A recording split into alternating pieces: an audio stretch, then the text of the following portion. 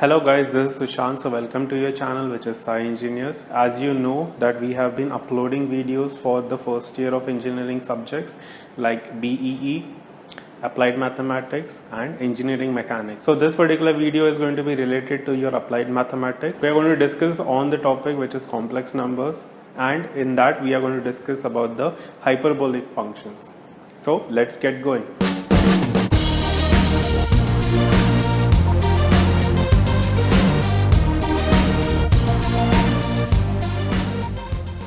So let us try to understand what basically hyperbolic functions are. For that you can recollect your circular functions.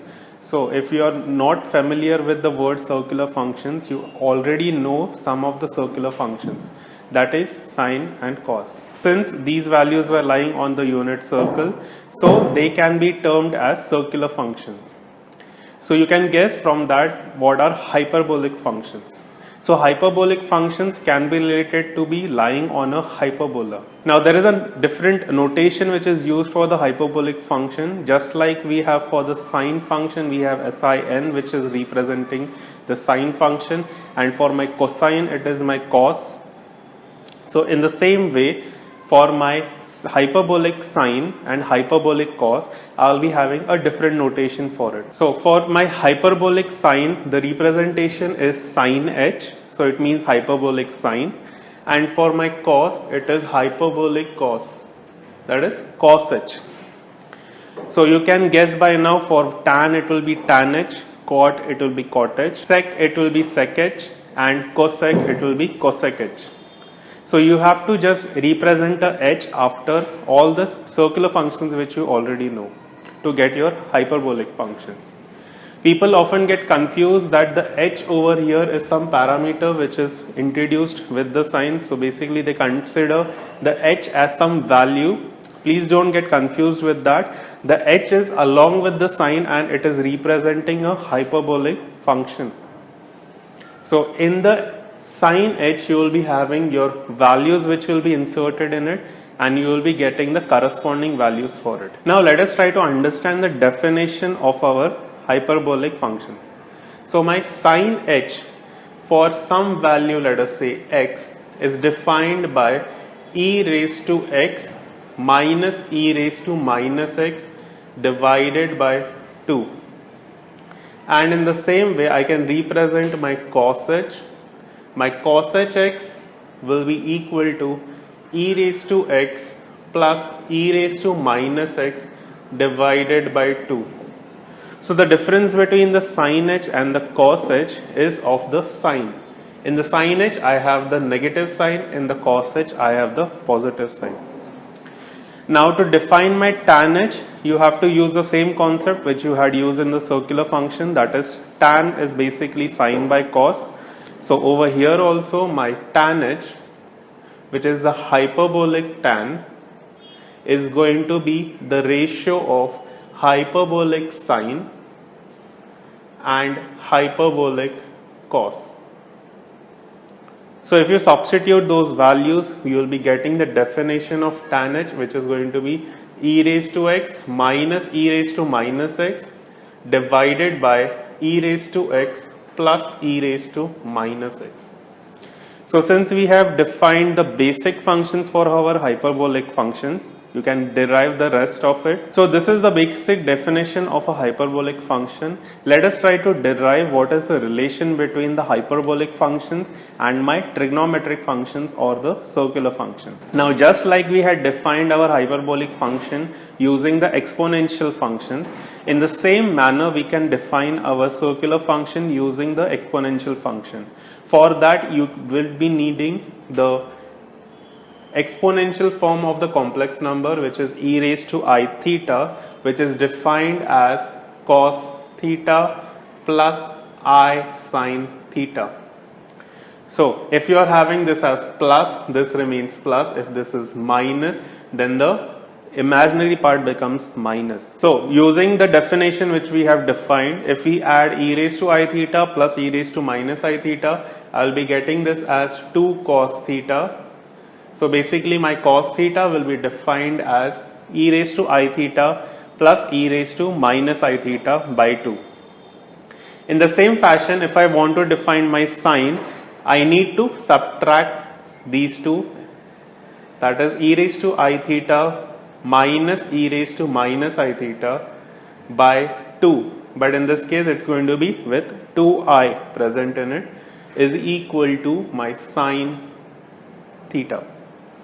So this is the representation of my sine and cos, that is the circular function, in terms of my exponential functions.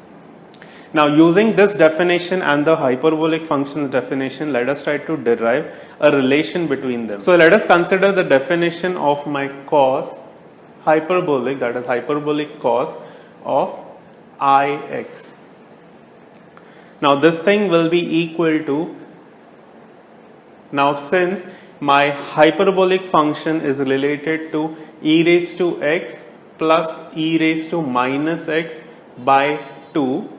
So in the same manner, what I have to do is I have to replace this x with ix. So I'll be writing this as ix and ix. Now you can see that e raised to ix plus e raised to minus ix by 2 is nothing but the definition for my cos. So you got your first relation of the hyperbolic function and a circular function. So basically you are getting this as hyperbolic cos of Ix is going to be the circular cos of x. Moving on to the next one, which is for hyperbolic sine. My hyperbolic sine h of Ix will be equal to e raised to Ix minus e raised to minus Ix upon 2. Now if I want to convert this into my circular Ix, I need to divide by I and multiply it by I. So this particular function will become your sin x. So that is why your hyperbolic sin x, so that is why your sin h of Ix will be converted to your I sin x.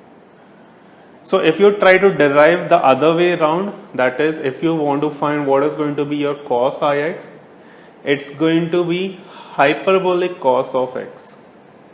And if you want to find what is going to be sin Ix, it's going to be I into hyperbolic sine of x. So these are the relation of your trigonometric function, that is your circular function, and your hyperbolic function, and vice versa.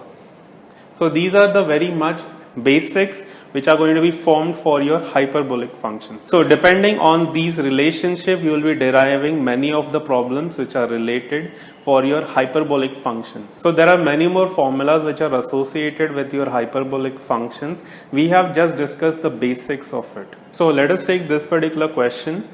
So we have been given that tan hx is equal to 2 by 3.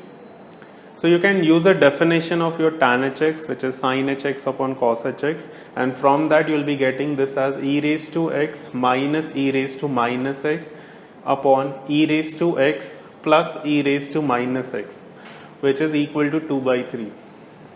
So now what you can do is, since this e raised to minus x is nothing but 1 upon e raised to x, so you can take the LCM. So this becomes e raised to 2x minus 1 divided by e raised to 2x plus 1, which is equal to 2 by 3.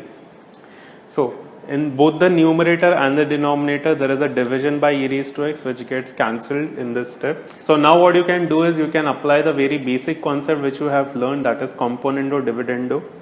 So applying your componendo dividendo, you will be getting this as e raised to 2x minus 1 plus e raised to 2x plus 1.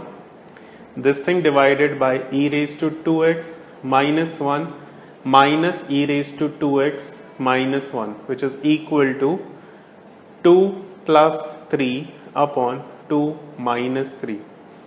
So from this the 1 gets cancelled, from this the e raised to 2x gets cancelled, and you will be getting this as 2 e raised to 2x upon minus 2, and this side it will be 5 upon minus 1. So the minus minus gets cancelled out and the 2 gets cancelled from here. So you are getting this as e raised to 2x equals 5. So similarly, you can find what is e raised to minus 2x, that is basically nothing but 1 upon 5. So the reason for finding e raised to 2x is because you require cos h 2x. So applying the definition of your cos, so it's going to be your cos h 2x by definition is going to be e raised to 2x plus e raised to minus 2x divided by 2. So applying these values which we had just found out, so that's going to be 5 plus 1 by 5 divided by 2. So after taking the LCM and doing all the commutation, that's going to be 26 upon 10.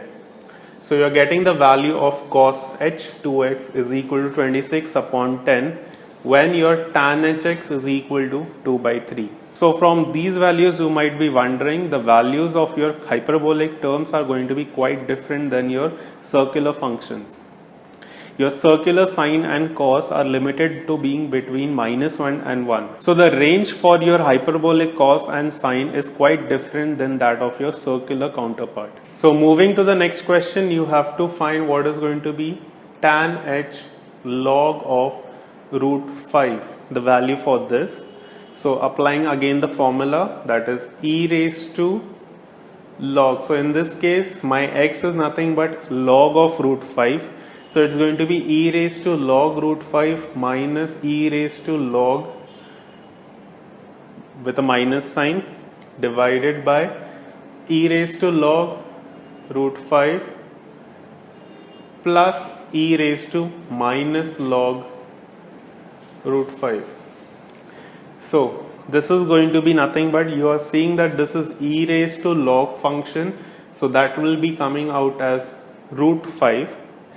This is e raised to minus log, so that will be just 1 upon that e raised to log x. So you will be getting this as minus 1 upon root 5 divided by, that's going to be root 5 plus 1 upon root 5. So when you are taking the LCM, it's going to be root 5 into root 5, that is 5 minus 1 upon 5 plus 1.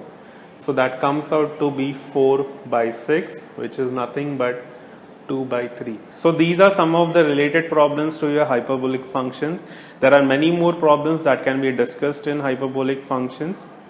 We'll be taking up a new topic in the next video for your applied mathematics. So do write in the comment section how did you find this particular video and whether the videos are helping you in your studies or not. Also write in the comment section what more videos you would like us to make. We'll be starting to upload new videos for your JEE preparations also, so do let your friends know about it. So that's all for today. So keep watching, keep learning, and happy learning. Bye.